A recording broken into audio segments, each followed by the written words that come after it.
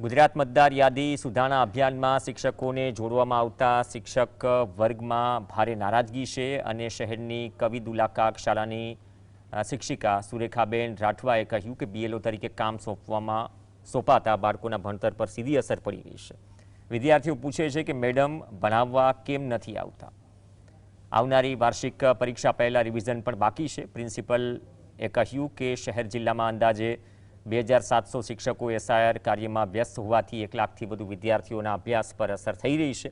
Classroom શિક્ષક વિના ખાલી છે। વિદ્યાર્થીઓ મજબૂરીમાં આત્મનિર્ભરતાથી અભ્યાસ કરવા મજબૂર। વિચારું છું કે બાળકોનું ખૂબ જ ભણતર બગડી રહ્યું છે, કારણ કે આ કામગીરીમાં લગભગ 1 મહિનાથી સતત અમે દોડતા રહ્યા છે। એમાં બાળકો, મારું તો મારી સ્કૂલમાં છે બૂથ, તો બાળકો આવીને પૂછે છે કે મેડમ તમે ક્લાસમાં ક્યારે આવશો, તમે અમને ભણાવશો ક્યારે? તો એનો જવાબ કે બેટા મને આ કામગીરી આપી છે એટલે મારાથી ક્લાસમાં નથી આવી શકાતું।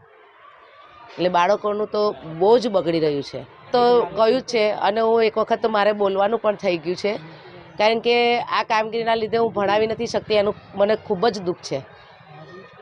અત્યારે તો હું વારે ઘડીએ બી કહું છું કે આ ભણતર માટે તો સાહેબ હું આ છોડી દઉં, પછી એ લોકો શું કરે મારી જોડે। આ કામગીરીમાં રોકાયેલા છે। હવે એમના વર્ગખંડોનું શિક્ષણ કાર્ય વૈકલ્પિક વ્યવસ્થા સમિતિ કક્ષાએ અને એની થતી હોય છે, પણ આપ જાણો છો એ રીતે કે વિષય શિક્ષક, આજે કોઈ ગણિત વિજ્ઞાન શિક્ષક છે એ બીએલઓની કામગીરીમાં રોકાયેલો હોય તો અન્ય શિક્ષક ગણિત વિજ્ઞાન કેમનું ભણાવી શકશે? ભાષા શિક્ષક હશે તો ભાષા શિક્ષક આ કામગીરીમાં રોકાયેલો હશે તો અન્ય શિક્ષક આ કામગીરીમાં કેવી રીતે ભણાવી શકશે? બાળકોનું શિક્ષણ કાર્ય ઉપર આની ખૂબ જ અસર પડી રહી છે। સાથે સાથે સર્વ શિક્ષા અભિયાન દ્વારા મિશન મોડ, નિપુણ ભારત, આવા જેવા કાર્યક્રમો સતત ચાલુ જ હોય છે અને એ શિક્ષણના જ કાર્યક્રમ છે, એટલે કરવાના જ હોય અને એ બાળકો માટેના જ છે, એટલે સ્વાભાવિક રીતે શિક્ષક આ કામમાં જોતરાયેલો જ હોય। પણ ક્યાંક ના ક્યાંક બીએલઓને જે વધારે પડતો સ્ટ્રેસ આપવામાં આવી રહ્યો છે અને જે કામગીરી સોંપવામાં આવી રહી છે એના પરિણામે અત્યારે શિક્ષણ કાર્ય ઉપર એની ખૂબ જ અસર પડી રહી છે। ગુજરાત સરકાર દ્વારા મતદાન નોંધણી અને સુધારણાનો કાર્યક્રમ ચાલી રહ્યો છે। આ બીએલઓની કામગીરીમાં જે સરકાર દ્વારા જે છે એ સ્કૂલોના શિક્ષકોને પણ જોડી દીધા છે। ત્યારે હવે આ જે દ્રશ્ય આપ જોઈ શકો છો કે આ વિદ્યાર્થીઓ જાતે ભણવા, પોતાની જાતે અભ્યાસ કરવા મજબૂર થયા છે, કારણ કે વર્ગખંડની અંદર શિક્ષક જ નથી। સૌથી મહત્વની, અમે સરકારની સામે નથી પડ્યા કે અમે સરકારના વિરોધી નથી, પરંતુ એક પ્રજાજોગ આ બતાવવા માંગે છે કે વિદ્યાર્થીઓ જાતે અભ્યાસ કરી રહ્યા છે।